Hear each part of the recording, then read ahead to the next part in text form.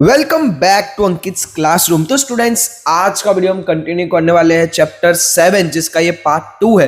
Part 1 already आ चुका है, जिसके अंदर हमने बहुत ही अच्छे से पूरा स्टोरी वे में समझा था कि कैसे इंडिया आजाद होने के बाद चैलेंजेस को फेस करता है, 562 प्रिंसली स्टेट्स को कैसे यूनाइट करते हैं सरदार वल्लभ भाई पटेल। उसके अलावा इंडिया के स्टेट रीऑर्गेनाइज हुए 1956 में, लिंग्विस्टिक बेसिस पे स्टेट्स बनी, 2040 तक तेलंगाना तक का सफर हमने देखा। लेकिन अब एक इंपॉर्टेंट क्वेश्चन आता है, जब इतने सारे स्टेट्स बन गए तो एक नया इशू आ गया, रीजनलिज्म, और इसके साथ आ गए रीजनल इनइक्वालिटी। ये दो कॉन्सेप्ट बहुत इंपॉर्टेंट है क्योंकि आज भी इंडिया में ये इशू एग्जिस्ट करता है। तो आज हम डिटेल में समझेंगे रीजनलिज्म क्या है, रीजनल इनइक्वालिटी क्या है, और ये इंडिया के लिए क्यों डेंजरस हो सकती है। चलो शुरू करते हैं। सबसे पहले एक चीज अंडरस्टैंड करो, इंडिया यूनिक है, ठीक है। इंडिया के अंदर बहुत सारी डाइवर्सिटी आपको देखने को मिलेगी। सोचो यार, कौन सा दूसरा देश है जहां पर एक साथ हजारों, hundreds of language, thousands of language बोली जाती है। हर मेजर रिलीजन के लोग रहते हैं, हिंदू, मुस्लिम, सिख, क्रिश्चियन, बुद्धिस्ट, जैन, पारसी, सब। हर एक रीजनल के अंदर हजारों कास्ट आपको देखने को मिलेगी। डिफरेंट रेसेस है हमारे यहाँ पर, जैसे कि north India, south India, north east India. सबकी फिजिकल फीचर्स भी अलग है, हर किसी का रहना अलग है, खाना अलग है, कपड़े अलग है, सब कुछ अलग है। हर स्टेट का अपना कल्चर भी अलग है, खाना, कपड़े, फेस्टिवल, सब कुछ अलग देखने को मिलता है। और सबसे अमेजिंग बात, ये सब लोग सेंचुरीज से एक साथ रहते आ रहे हैं। यानी कि आज कल परसों, 1 साल, 2 साल, 10 साल, 15 साल नहीं, ये सदियों से एक साथ रहते आ रहे हैं। No other country in the world has such diversity as India. America में डाइवर्सिटी है, लेकिन वो मोस्टली इमिग्रेशन से आई। इंडिया में ये डाइवर्सिटी सेंचुरीज पुरानी है। अमेरिका के अंदर क्या है कि अलग अलग जगह से लोग वहां पर रहने आए, इमिग्रेट हुए। इंडिया में ऐसा नहीं है। इंडिया में यह डाइवर्सिटी आपको सदियों से देखने को मिलती आएगी। इंपॉर्टेंट पॉइंट की बात करें तो स्टूडेंट, एक चीज याद रखो, कल्चरल प्रोग्रेस किसी एक कास्ट या रीजनल से नहीं होती है। इंडिया की प्रोग्रेस है तो वो यूनिफाइड एफर्ट है सबकी। हिंदू ने कंट्रीब्यूट किया, मुस्लिम ने किया, सिख ने किया, क्रिश्चियन ने किया, सबने मिलकर इंडिया को बनाया है। ये है इंडिया की स्ट्रेंथ, यूनिटी इन डाइवर्सिटी। यानी कि इंडिया जितना भी है, जैसा भी है, वो एक कम्युनिटी या एक जाति ने किया हुआ नहीं है। ये पूरा इंडिया जो आजाद हुआ, उसके बाद डेवलप्ड हुआ, उसके पूरे कंट्रीब्यूशन इंडिया में रहने वाले हर एक रीजन का होता है।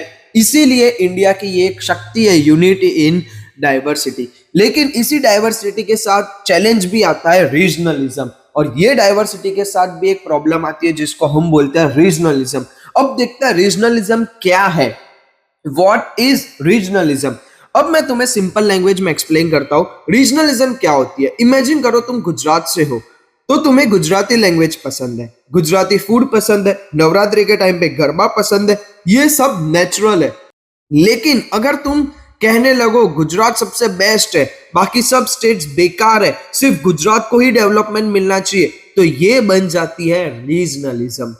वापिस से एक बार इस एग्जाम्पल को समझते हैं ताकि क्लियर तरीके से समझ पाए। तुम गुजरात से हो तो तुम्हें गुजराती लैंग्वेज पसंद है, गुजराती फूड पसंद है, नवरात्रि के टाइम पे गरबा पसंद है, ये बहुत नेचुरल चीज हो गई।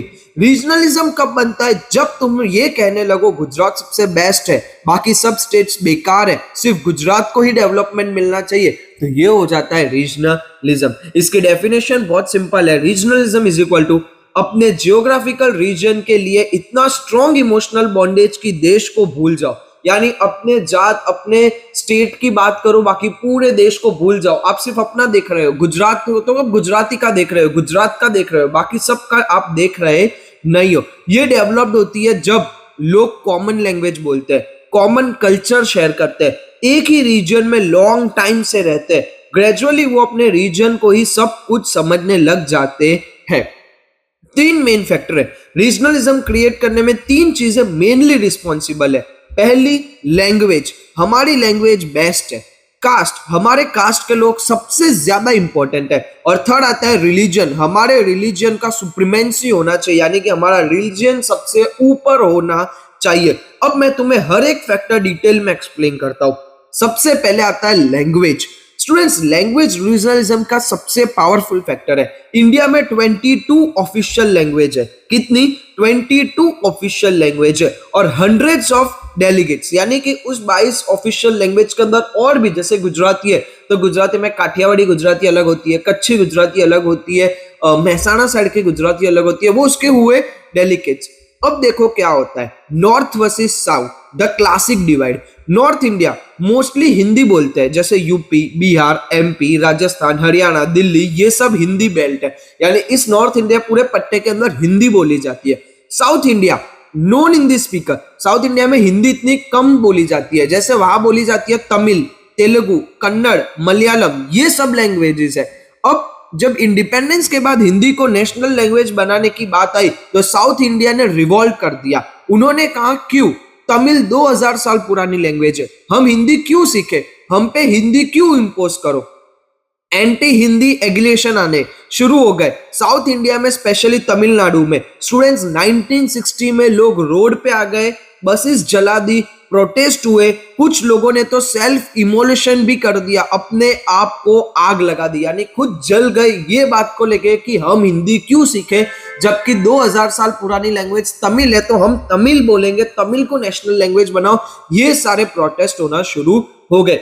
इतना सीरियस था ये इशू।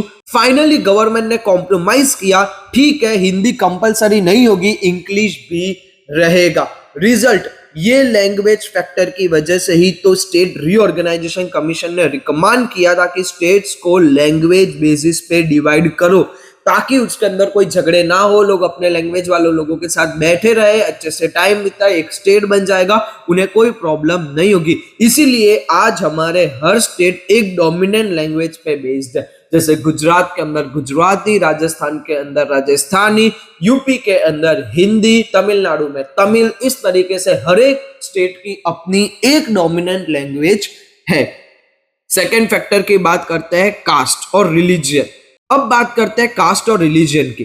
रिलीजियस रिलीजनलिज्म, इंडिया सेक्युलर है, मतलब सबको अपना रिलीजन फॉलो करने की फ्रीडम है यहाँ पर, लेकिन कुछ रीजन्स में वन पर्टिकुलर रीजन डोमिनेंट है और वहां पे कभी कभी सुप्रीमेंटी कॉम्प्लेक्स आ ही जाती है कि यही पर्टिकुलर रीजन है, यहाँ पर हमारी ही लैंग्वेज के लोग, हमारी ही जाति के लोग, हमारे ही धर्म के लोग रहेंगे। एग्जाम्पल देखो, north east India, Nagaland, Mizoram, Manipur, Arunachal Pradesh, यहाँ मेजोरिटी क्रिश्चियन पॉपुलेशन है, उनकी कल्चर, ट्रेडिशन, फेथ सब अलग है बाकी इंडिया से, तो कभी कभी उन्हें लगता है हम अलग है, हमारा कल्चर प्रिजर्व करना है, हमें ज्यादा ऑटोनॉमी चाहिए। Punjab Sikh dominant state, 1980s में खालिस्तान मूवमेंट हुआ था, कुछ लोग अलग सिख कंट्री बनाना चाहते थे। कश्मीर मुस्लिम मेजोरिटी रीजन, यहाँ पे कभी भी सेपरेटिस्ट डिमांड उठती है, ठीक है, कि हमें अलग कश्मीर एक अलग कंट्री के लिए चाहिए, इस तरीके की। करंट इशू की बात करते हैं, बोडो पीपल इन आसाम, ये ट्राइबल कम्युनिटी है, वो डिमांड कर रहे हैं कि बोडो लैंड करके उन्हें एक अलग स्टेट चाहिए। यानी यहाँ पर आप देखो एग्जांपल्स देखो, पंजाब में सिख डोमिनेंट लोग है, कश्मीर में मुस्लिम मेजोरिटी रीजन है, करंट इशू बोडो पीपल है, एक आसाम की कम्युनिटी है जिनको बोडो लैंड करके पूरा स्टेट चाहिए। तो ये सारी प्रॉब्लम कास्ट वगैरह से आती है। ULFA, United liberation front of Assam, ये एक टेररिस्ट ऑर्गेनाइजेशन है जो आसाम को इंडिया से अलग करना चाहती है, ठीक है। आसाम के अंदर तो एक खुद का टेररिस्ट ऑर्गेनाइजेशन बना दिया ULFA, जो आसाम को इंडिया से अलग करना चाहती है। स्टूडेंट, ये सब एग्जाम्पल है कि कैसे कास्ट और रिलीजनिज्म क्रिएट करते हैं, ठीक है। एक धर्म और जाति की वजह से कितना बड़ा रीजनलिज्म का मैटर पूरा क्रिएट हो जाता है। ऑलरेडी सेपरेटेड स्टेट, देखो कितने स्टेट्स ऑलरेडी रीजनलिज्म की वजह से सेपरेट हुए, जैसे पंजाब और हरियाणा 1966 में सेपरेट हुए थे, झारखंड हुआ था बिहार से 2000 में, छत्तीसगढ़ हुआ था MP से 2000 में, उत्तराखंड हुआ था UP से 2000 में, ईयर की बात चल रही है। और अभी भी देखें तो विदर्भ अभी भी महाराष्ट्र से सेपरेट होना चाहता है। ये सारी प्रॉब्लम की वजह से पूरा का पूरा जो है रीजनलिज्म क्रिएट होता है। अब हम लोग एक डार्क साइड देखते हैं, ठीक है, पॉलिटिशियन का game, national interest versus regional demand. अब यहाँ पे एक बहुत इंपॉर्टेंट पॉइंट है जो तुम्हें समझना चाहिए। रीजनलिज्म नेचुरल है लेकिन उसका एक्सप्लॉइटेशन डेंजरस है। पॉलिटिशियन का डर्टी गेम, स्टूडेंट्स देखो क्या होता है, ग्रीडी पॉलिटिशियन होते हैं, जो लालची पॉलिटिशियन होते हैं और कम्युनल ग्रुप्स होते हैं, ये लोग डेलिबरेटली रीजनलिज्म को फ्यूल करते हैं, यानी कि ये लोग रीजनलिज्म को बढ़ाते हैं। क्यों? क्योंकि उन्हें वोट चाहिए होते हैं। एक पॉलिटिशियन आके बोलेगा देखो महाराष्ट्र में सब मराठी लोग ही है, जॉब्स मिलनी चाहिए, नॉर्थ इंडिया को निकालो। दूसरा बोलेगा गुजरात में सिर्फ गुजरातीज को बिजनेस करना चाहिए। ये सब लोग हमारी फीलिंग्स को एक्सप्लॉइट कर रहे हैं अपने पॉलिटिकल बेनिफिट के लिए, जिसकी वजह से क्या होता है कि हमारे यहाँ पर रीजनलिज्म बढ़ता है, उन्हें वोट मिलता है, उन्हें फेवरिज्म मिलता है, ये सारी प्रॉब्लम होती है। रियल एजेंडा, इन लोगों का रियल एजेंडा क्या है? पावर चाहिए, पैसा चाहिए और इनको वोट चाहिए। इन्हें देश के डेवलपमेंट से कोई मतलब नहीं, इन्हें सिर्फ अपनी कुर्सी बचानी है। ठीक है, ये सारी चीजें कौन करता है? जो एक ग्रीडी, एक बोलते हैं करप्ट जो पॉलिटिशियन होता है, वो सारी चीजें। अब इसकी हार्मफुल इफेक्ट देखते हैं रीजनलिज्म की। जो लोग डेलिबरेटली रीजनलिज्म क्रिएट करते हैं वो हार्मफुल एलिमेंट है सोसाइटी के लिए। वो कभी नहीं चाहते कि पूरा कंट्री डेवलप्ड हो, यूनिटी बने, नेशनल इंटीग्रेशन हो। उनका फोकस सिर्फ अपने रीजन पे होता है, ये एक्चुअली अपने बेनिफिट पे होता है कि मैं अपने समाज को डेवलप करूं, बाकी सारे इंडिया से मुझे लेना देना नहीं है। ये गलत बात है। अब इसका राइट अप्रोच क्या होता है, यानी किस तरीके से ये सही से करना चाहिए? स्टूडेंट्स याद रखो, after achieving independence country should come first, not state. हाँ, अपने स्टेट से प्यार करो, अपनी लैंग्वेज कल्चर को प्रिजर्व करो, लेकिन देश को कभी मत भूलो। पहले तुम इंडियन हो, फिर गुजराती, मराठी, तमिल, बंगाली जो भी हो वो सब बाद में। फर्स्ट तुम इंडिया में हो, तुम इंडियन हो। इंडिपेंडेंस मिलने के बाद तुम्हें स्टेट वगैरह भूल के एक कंट्री के बारे में सोचना चाहिए। ये आपके सिलेबस में भी इसीलिए इंक्लूड किया जाता है क्योंकि आप फ्यूचर जनरेशन और आप आगे चल के ये सारी चीजें ना करो हमारे कॉन्स्टिट्यूशन के अकॉर्डिंग।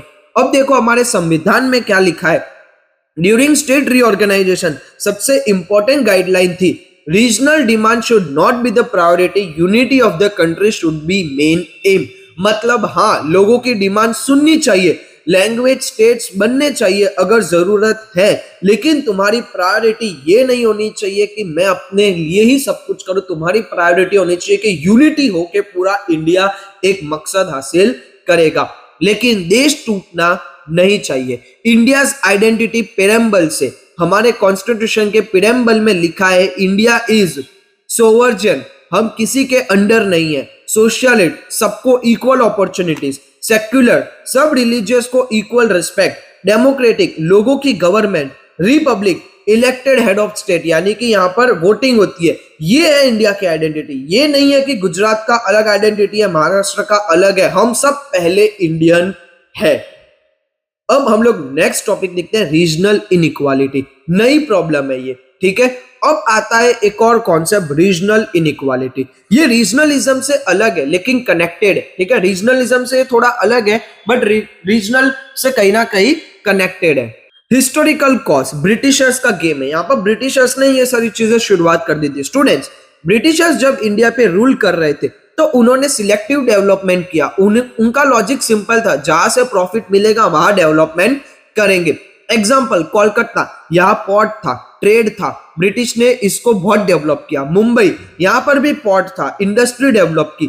चेन्नई की भी सेम स्टोरी है कि चेन्नई के अंदर पोर्ट वगैरह थे तो उसको डेवलप किया, लेकिन इंटीरियर रीजन्स को उन्होंने इग्नोर कर दिया। विदर्भ, बुंदेलखंड, छत्तीसगढ़ जैसे एरिया, यहाँ कोई डेवलपमेंट नहीं हुआ। इसका रिजल्ट क्या है? इंडिपेंडेंस के टाइम पे रीजनल इनइक्वालिटी ऑलरेडी एग्जिस्ट करती थी, यानी कि इंडिया में हो उसके पहले ब्रिटिशर्स ने ये चीज करके जा चुके थे।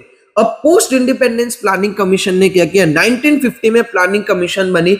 इसका मेन एम था कि सोशल और इकोनॉमिक डेवलपमेंट हो इंडिया में, डेवलपमेंट ऑफ डिफरेंट रीजन, अलग अलग इंडिया के जगह पर डेवलपमेंट देखने को मिले। ये काम किसका था? प्लानिंग कमीशन का था। लेकिन प्रैक्टिकल में क्या हुआ? रीजनल प्रेशर और पॉलिटिकल रीजन की वजह से डेवलपमेंट अनइक्वल हो गया। बहुत सारे अलग अलग पॉलिटिकल प्रेशर, रीजनल प्रेशर की वजह से ये डेवलपमेंट इक्वल हुआ ही नहीं। कौन कौन से फैक्टर इसमें कंट्रीब्यूट करते हैं इनइक्वालिटी में? Tug of war, her state चाहता है कि डेवलपमेंट प्रोग्राम्स उनके यहाँ आए। ग्रांट का डिस्ट्रीब्यूशन अनइक्वल हो गया। रिसोर्सेज का एलोकेशन बायस हो गया, यानी कि कहीं पर दिए कहीं पर नहीं दिए। पॉलिटिकल इंफ्लुएंस हुआ, जिसका इंफ्लुएंस ज्यादा उसको ज्यादा मिला। जहां पॉलिटिशियन ज्यादा बोले उनको ज्यादा मिला, जहां कम बोले उनको कुछ नहीं मिला। इस तरीके की प्रॉब्लम देखने को मिली।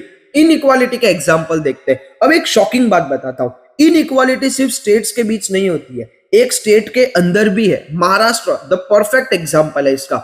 महाराष्ट्र को इकोनॉमिकली डेवलप स्टेट कंसिडर किया जाता है। मुंबई है फाइनेंशियल कैपिटल ऑफ इंडिया, लेकिन महाराष्ट्र के अंदर देखो डेवलप्ड एरिया कौन कौन से है।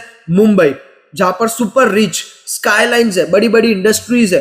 पुणे जो आईटी हब है, जहां पर इंडस्ट्री है, बहुत अच्छा इंफ्रास्ट्रक्चर है। वेस्टर्न महाराष्ट्र जिसको शुगर बेल्ट बोलते हैं, डेवलप्ड एग्रीकल्चर है पूरा, बट बैकवर्ड एरियाज कौन से रह गए। विदर्भ, यहाँ फार्मर सुसाइड कर रहे हैं, बहुत बैकवर्ड रह गए। मराठावाड़ जहां पर पीने के पानी के फाफे, ठीक है, यहाँ पर ड्रॉट सिस्टम है, यानी कि एग्रीकल्चर में पानी नहीं है, पुअर इंफ्रास्ट्रक्चर है, इंफ्रास्ट्रक्चर है ही नहीं। सेम स्टेट है महाराष्ट्र, बट उसके अंदर भी अलग अलग डेवलपमेंट देखने को मिलता है। एक और एग्जांपल लेते हैं आंध्र प्रदेश। आंध्र प्रदेश तेलंगाना से पहले बात करें तो डेवलप था सिर्फ कोस्टल आंध्र, ठीक है, जहां पर इंडस्ट्री थी, बड़े बड़े पोर्ट्स थे, एग्रीकल्चर था, सब कुछ था। बैकवर्ड क्या रह गया था, रायलसीमा, ठीक है, सूखा और गरीब तेलंगाना, जिसको लोग इग्नोर करते थे, तब जाके उन्होंने एक अलग स्टेट उसको घोषित किया। Types of development gaps, agriculture development, कुछ रीजन्स एग्रीकल्चर में आगे, कुछ इंडस्ट्री में आगे। इंडस्ट्री डेवलपमेंट, कुछ जगह पर बहुत ज्यादा फैक्ट्री, बहुत अच्छी फैक्ट्री, और कहीं पर कुछ भी नहीं। इंफ्रास्ट्रक्चर, कहीं पर रोड, इलेक्ट्रिसिटी, वाटर, सब कुछ मिलता है, कहीं पर नहीं मिलता है, यानी अनइक्वल देखने को मिलता है। करंट इश्यू की बात करते हैं, बाउंड्री डिस्प्यूट्स, क्या क्या चल रहा है। अब बात करते हैं करंट प्रॉब्लम्स की। महाराष्ट्र वर्सेस कर्नाटका। बेलगेन नाम का एक स्मॉल सिटी है, ये महाराष्ट्र कर्नाटका बॉर्डर पे। अब प्रॉब्लम क्या है, कर्नाटका कहता है बेलगेन हमारा है, वहां कन्नड़ बोलते हैं। महाराष्ट्र कहता है नहीं, वहां मराठी लोग ज्यादा है, बेलगेन महाराष्ट्र का है। स्टूडेंट्स, ये डिस्प्यूट 1960 से चल रहा है, 60 प्लस साल हो गए, यानी 60 ईयर से ज्यादा हो गए इस मैटर को। कभी कभी तो रियट्स तक हो जाते हैं, बसेस जला दी जाती है, वायलेंस होता है, ठीक है। दूसरा एग्जांपल देखते हैं, पंजाब वर्सेस हरियाणा। यहाँ पे भी बॉर्डर इशू है। चंडीगढ़ ये दोनों स्टेट्स की कैपिटल है। हरियाणा चाहता है चंडीगढ़ उसको कंप्लीटली मिले, पंजाब भी यही चाहता है, तो कॉम्प्रोमाइज में दोनों शेयर करते हैं, लेकिन टेंशन तो है ही। रियल इशू बिहाइंड डिस्प्यूट्स, सो इन सब के पीछे रियल रीजन क्या है। एक्चुअली बाउंड्री तो सिर्फ सरफेस इशू है, रियल फाइट किस लिए है। पहला, water resource, Punjab Haryana fight river water के लिए है, कर्नाटका तमिलनाडु फाइट कावेरी नदी के लिए है। मिनरल्स बेस्ड, झारखंड बिहार कोल और आयरन के लिए लड़ते हैं। इंडस्ट्री रॉ मटेरियल, जो रीजन के पास रिसोर्सेज है वो शेयर नहीं करना चाहता। चौथा है एग्रीकल्चर लैंड, फर्टाइल लैंड पे सबकी नजर है। नैरो माइंडनेस, ये सब नैरो माइंडनेस है, यानी इन सब की छोटी सोच है। लोग सोचते हैं हमारे रिसोर्स सिर्फ हमारे लिए, लेकिन रियलिटी में ये सब रिसोर्स इंडिया के हैं, सबको शेयर करने ही चाहिए।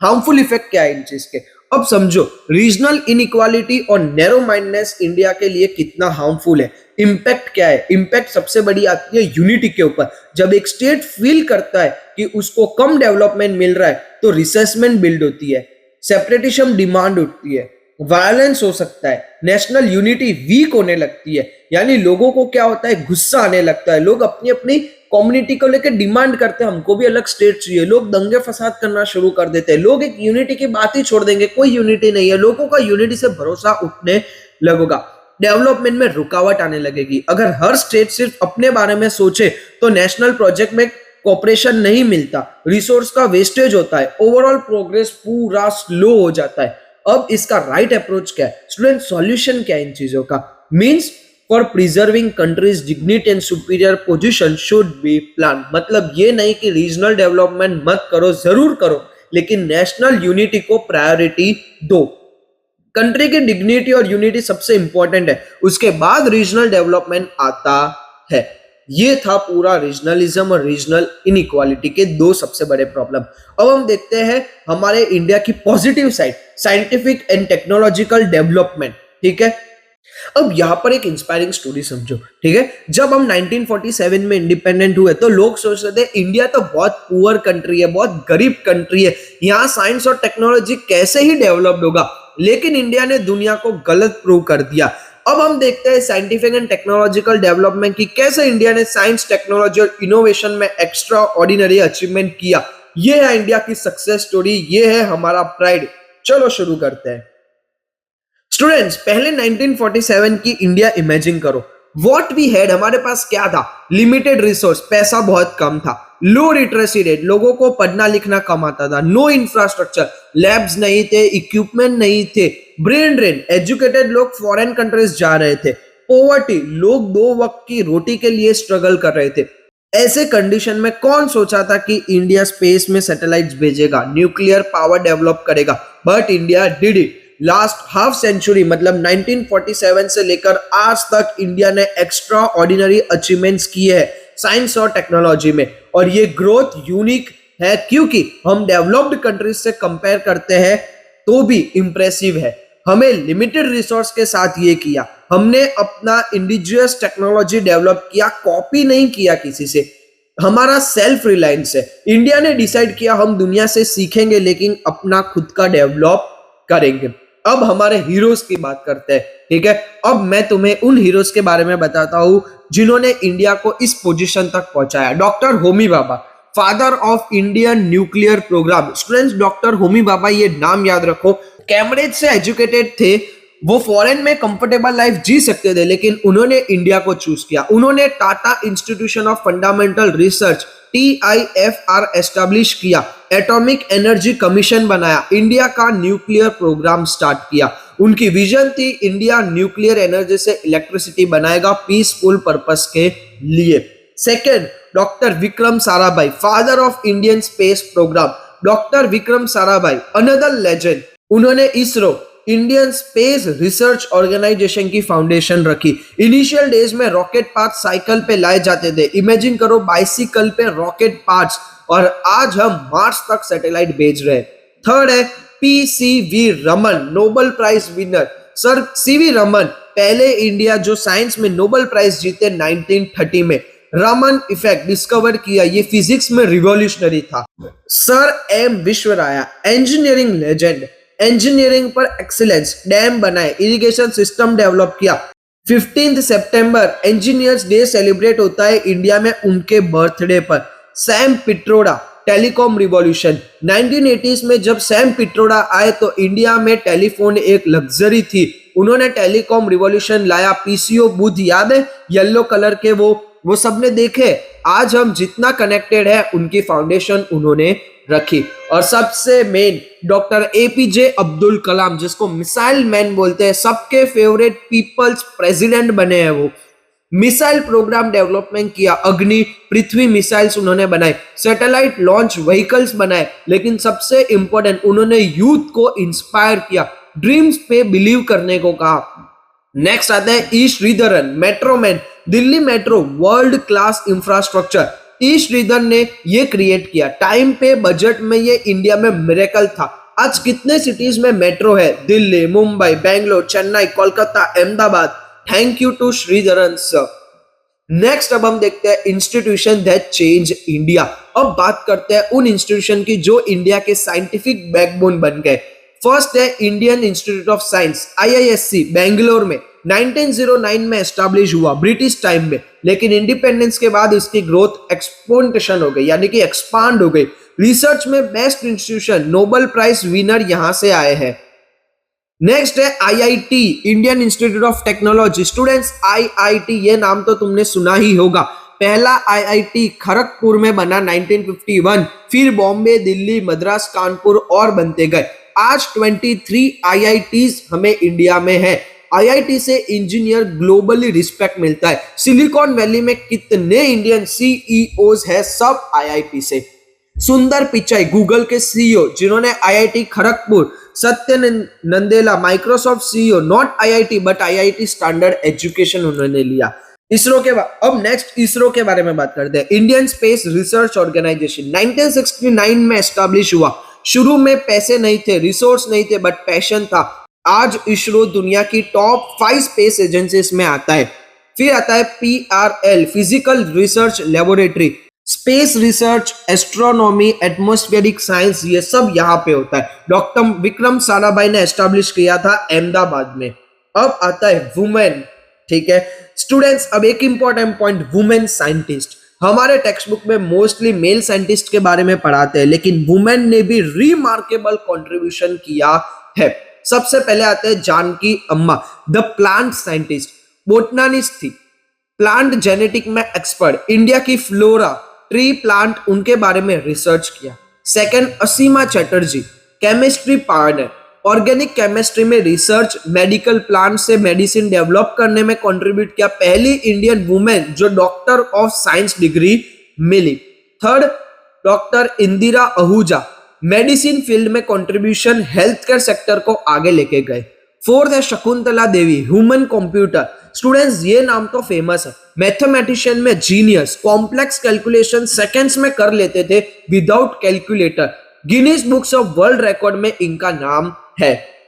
Fifth, Kalpana Chawla, our space hero, first Indian women in space, 1997 में पहली बार स्पेस गए, 2003 में कोलंबिया स्पेस शटल डिजास्टर में ट्रेजिकली मर गए, बट उनकी लेगेसी इंस्पायर करती है आज भी, मिलियंस ऑफ गर्ल्स उन्हें देख के एस्ट्रोनॉट बनना चाहती है। Sixth, Sunita William, record holder, longest space flight by a women, Sunita Williams ने रिकॉर्ड बनाया, इंडियन ओरिजिन, अमेरिकन एस्ट्रोनॉट, हमारे लिए एक गर्व की बात।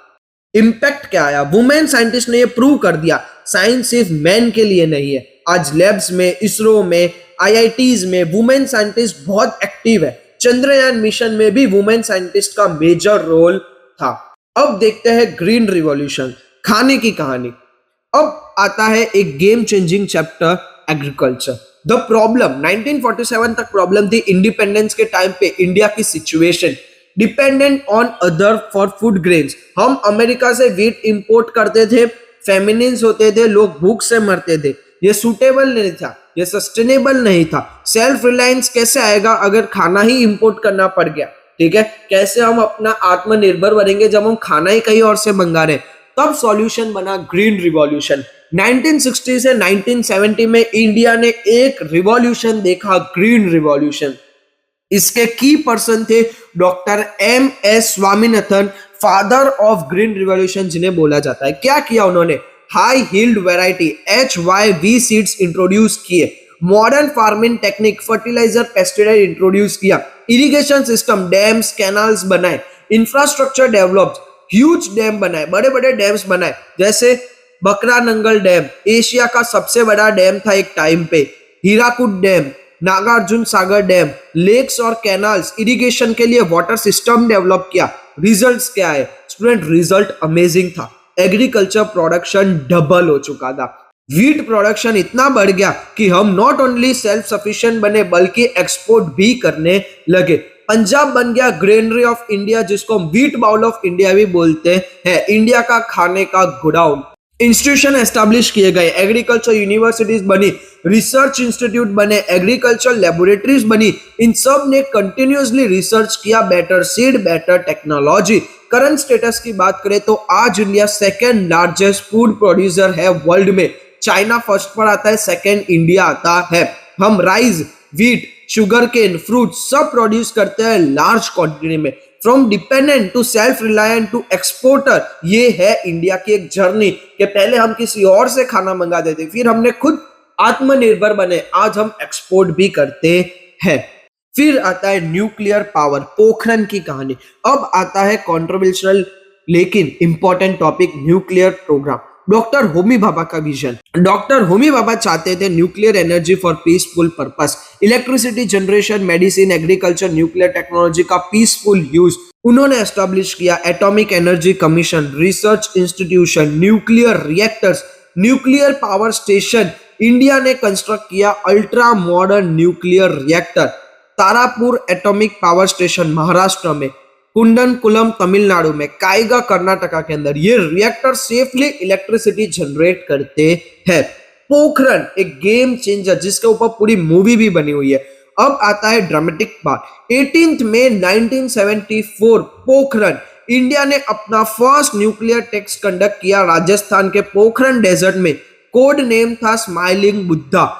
दुनिया शॉक हो गई, कोई एक्सपेक्ट नहीं कर रहा था कि इंडिया न्यूक्लियर कैपेबिलिटी डेवलप कर लेगा, but why did we do that, security reason. 1962 में चाइना ने हमें अटैक किया था, 1965 1971 में पाकिस्तान से वॉर हुई, इंडिया को फील हुआ हमें स्ट्रॉन्ग डिफेंस चाहिए, न्यूक्लियर डिफेंस चाहिए।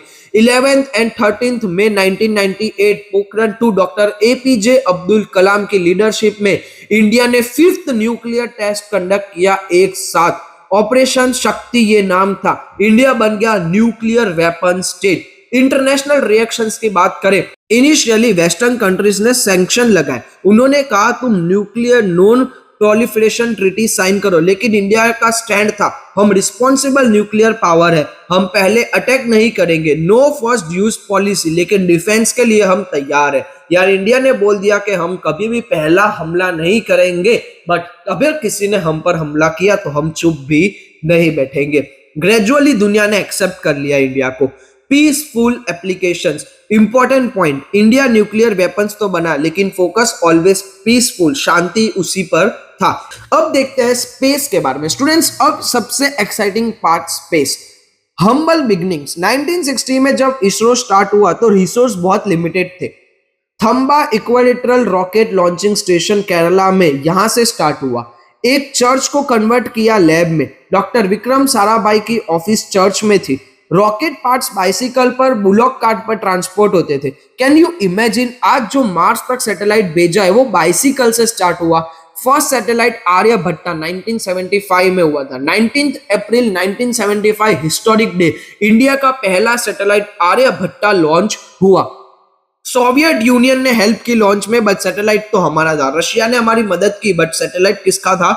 हमारा था। उसके बाद और भी सैटेलाइट, भास्कर 1979 में जो अर्थ ऑब्जर्वेशन सैटेलाइट था, रोहिणी 1980 में पहला सैटेलाइट जो इंडिया ने अपने रॉकेट से लॉन्च किया, SLV-3 satellite launch vehicle, insect series communication satellite, satellite launch vehicles India ने डेवलप किए अपने खुद के रॉकेट्स, जैसे PSLV polar satellite launch vehicle, ये वर्क होर्स है इसरो का, super reliable.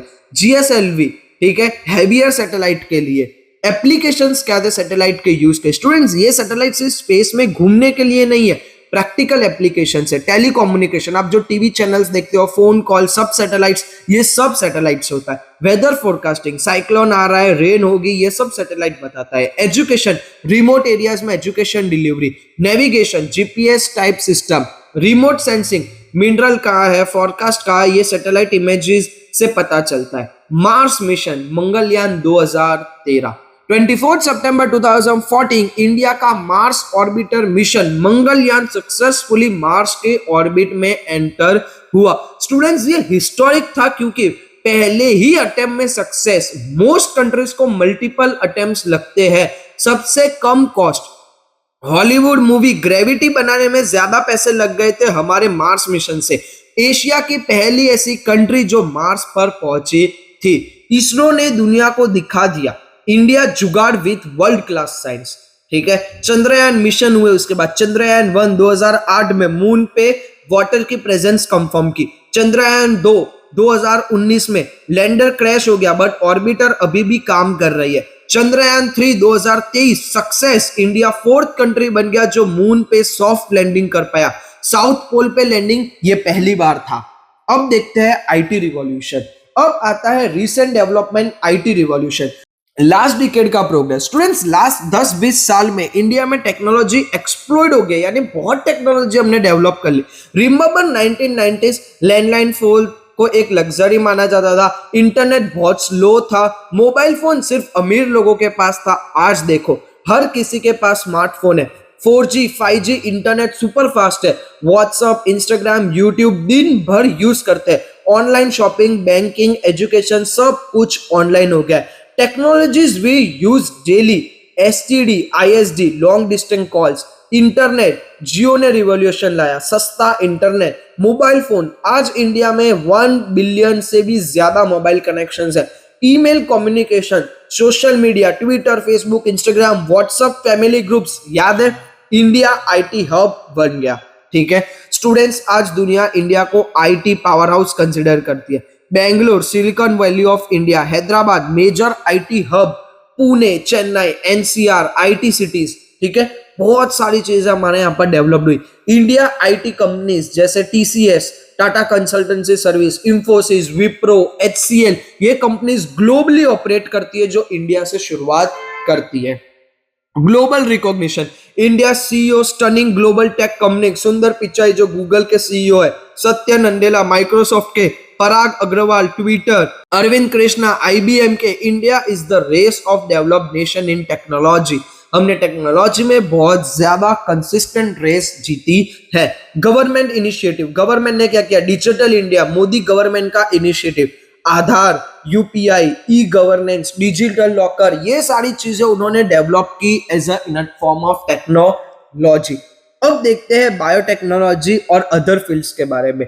Biotechnology applications industries जैसे एंजाइम प्रोडक्शन, बायोफ्यूल्स, एग्रीकल्चर में BT cotton, genetically modified crops, health में बात करें वैक्सीन प्रोडक्शन, मेडिसिन, एनर्जी की बात करें तो बायोफ्यूल्स फ्रॉम वेस्ट, ठीक है, ये सारी चीजें भी इंडिया ने डेवलप की। स्टूडेंट्स रीसेंट एग्जांपल देखो, कोविड-19 पेंडेमिक, इंडिया ने क्या किया, कोवैक्सीन डेवलप किया, इंडिया ने खुद ने अपने वैक्सीन बनाई, कोविशील्ड मैन्युफैक्चर किया, दुनिया को वैक्सीन सप्लाई किए, ठीक है, ये है इंडिया की बायोटेक कैपेसिटी।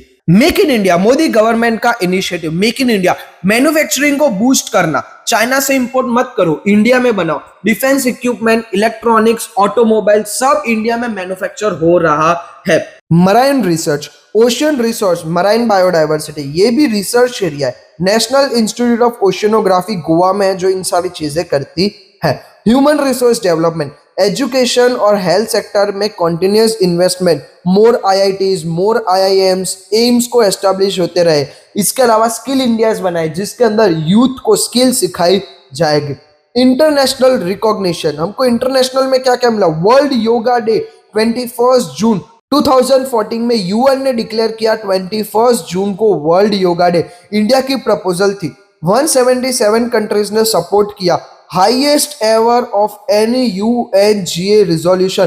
पूरी यूएन, पूरी दुनिया में इतना सपोर्ट किसी को नहीं मिला योगा डे के लिए, 177 कंट्रीज ने हमको सपोर्ट किया था। ये शो करता है इंडिया का सॉफ्ट पावर। योगा जो 5000 साल पुराना है अब पूरी दुनिया कर रही है। इंडियाज ग्लोबल पोजीशन, आज India world's 5th largest economy, space power, nuclear power, IT hub, pharmaceutical hub, pharmacy of the world, from dependent to self reliant to global leader. पहले हम डिपेंडेंट थे ब्रिटिशर से, उसके बाद हमने एक आत्मनिर्भर बने और आज हम ग्लोबल लीडर बन रहे हैं। इसी के साथ ये चैप्टर कंप्लीट होता है। इसके पूरे चैप्टर का अगर हम लोग शॉर्ट कंक्लूजन देखें तो देखते हैं पार्ट 1 में हमने किया था integration of princely state, 562 states को मर्ज किया, हैदराबाद, जूनागढ़, कश्मीर के डिफिकल्ट केसेस, फ्रेंच और पोर्टुगीज कॉलोनीज, सरदार पटेल की लीडरशिप, स्टेट रीऑर्गेनाइजेशन हुए, लैंग्वेज बेसिस पे स्टेट बनी, क्लास ABCD से modern structure, Maharashtra Gujarat split हुआ, आज 29 स्टेट्स देखने को मिलते हैं। Regionalism and regional inequality, unity in diversity, regionalism के challenges, regional inequality, national unity की इंपॉर्टेंस, ये सारी चीजें हमने देखी। लास्ट में हमने साइंटिफिक एंड टेक्निकल डेवलपमेंट देखा, साइंस में extraordinary achievement, agriculture, green revolution, nuclear power, Pokhran, space, Mars, moon, IT revolution, digital India, global recognition, the transformation हमने पूरा का पूरा इंडिया का देखा। 1947 का ट्रांसफॉर्मेशन देखे, स्टार्टिंग पॉइंट जहां पर हम एक गरीब है, बटे हुए हैं, किसी पर डिपेंडेंट है, कम रिसोर्सेज है, अनपढ़ है, कोई इंफ्रास्ट्रक्चर नहीं है, वहां से हम लोग बने एक United India, 29 state, 7 union territory, self reliant बने, स्पेस पावर आया, न्यूक्लियर पावर आया, आईटी में हब बने, 5th लार्जेस्ट इकोनॉमी बने, ग्लोबल लीडर बने। What made this possible? कैसे ये पॉसिबल होता है? विजनरी लीडर्स, हमारे जो लीडर्स थे जैसे जवाहरलाल नेहरू, सरदार पटेल, अब्दुल कलाम और भी अनेक लीडर्स जिसके विजन से ये इंडिया आज खड़ा है। Dedicated scientist, Homi Bhabha, Vikram Sarabhai, CV Raman जैसे साइंटिस्ट की वजह से आज इंडिया खड़ा है। Strong institution, IIT, ISRO, DRDO जैसे स्ट्रॉन्ग इंस्टीट्यूशन जो इंडिया को एजुकेशन में मदद करते हैं। यूनिटी, इतने सारी डाइवर्सिटी होने के बाद भी हम एक रहे, यूनाइटेड रहे। डेमोक्रेटिक वैल्यू, लोगों की आवाज सुनी गई, लोगों की आवाज कभी दबाई नहीं, उनकी आवाज सुनी, इसीलिए आज इंडिया इतना खड़ा है। आगे और क्या हमारे चैलेंजेस है? स्टूडेंट सक्सेस स्टोरी है बट चैलेंजेस भी है। रीजनल इनइक्वालिटी अभी भी है, पॉवर्टी कम हुई बट एग्जिस्ट करती है, एजुकेशन क्वालिटी इंप्रूव करनी है, इंफ्रास्ट्रक्चर और बेटर बनाना है, एनवायरमेंट, पॉल्यूशन, क्लाइमेट चेंज को हमें रोकना है। आपका रोल क्या है? तुम क्लास 9 में हो स्टूडेंट्स, इंडिया का फ्यूचर हो, तुम क्या कर सकते हो? पढ़ो, एजुकेशन इज अ की, यूनिटी मेंटेन रखो, रीजनलिज्म से बचना, साइंस और टेक्नोलॉजी में इंटरेस्ट लो, इंडिया को और आगे ले जाना है, रिस्पॉन्सिबल सिटीजन बनो, थिंक नेशनली नॉट रीजनली, अपने समाज का मत सोचो, पूरा नेशनल इंडिया का सोचो। फाइनल मैसेज क्या है? इंडिया ने 75 प्लस साल में बहुत प्रोग्रेस की है, from zero to hero, but journey अभी कंप्लीट नहीं हुई। डेवलप नेशन बनने का ड्रीम अभी पूरा करना है और ये काम तुम्हारा है। नेक्स्ट जनरेशन तुम हो, so study art, dream big and work for India. Students, ये थी कंप्लीट पोस्ट इंडिपेंडेंस इंडिया की कहानी। ये हमने 2 वीडियो के अंदर कवर किया है। लाइक करो सभी वीडियोस को, शेयर करो अपने दोस्तों के साथ, सब्सक्राइब करो अंकित क्लासरूम को। कमेंट्स में बताओ तुम्हें कौन सा पार्ट सबसे इंटरेस्टिंग लगा। नेक्स्ट टॉपिक हम देखेंगे कुछ और interesting chapter. Thank you so much for watching this complete series. Keep learning, keep growing and always remember, जय हिंद, जय Bharat. Thank you very much. We are proud to be Indian.